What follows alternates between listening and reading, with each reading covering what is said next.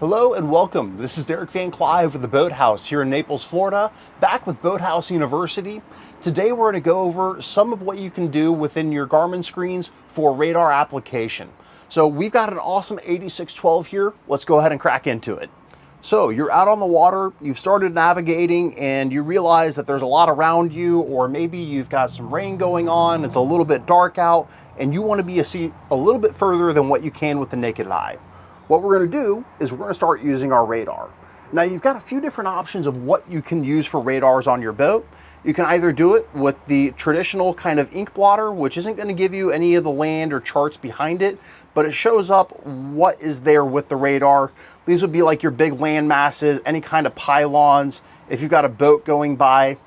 But we'll go to my personal favorite, which is with the overlay. So you've got all your navigation there. It'll show you all your depth surrounding you. Plus, it still gives you everything that you would see on the traditional radar screen. Going on to the side here, this is where you're actually going to be spooling up your radar, the transmit. Once you turn that on, it takes about 30 seconds for it to be able to spool up properly, and then it's going to start tracking everything around you. Now, a couple cool things that you have here is your gain, which we currently have set on auto low, so it's going to give you your major features, any kind of landmarks that you have surrounding you, land masses, any large ships. Now you can go to auto high if you want to see smaller items like maybe pylons, smaller vessels, even down to small boats.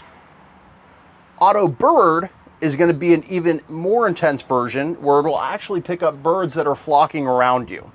Now the cool part about this is once you turn that on, we can also turn the trails on, which is going to give us this little blue trail that's going to be following this boat across, or it's going to be following birds out.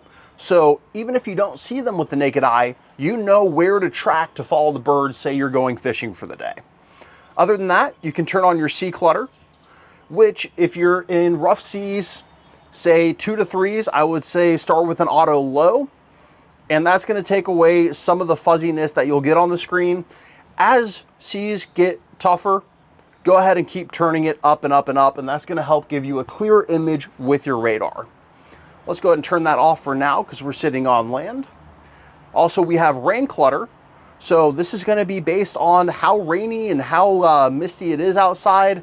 If you got a light mist, maybe run it up to about 30%. If you've got a really heavy rainy day, let's go ahead and run it up to about 70 to get that clearest possible image. But we'll go ahead and turn that off for now. It's a bright and sunny day here.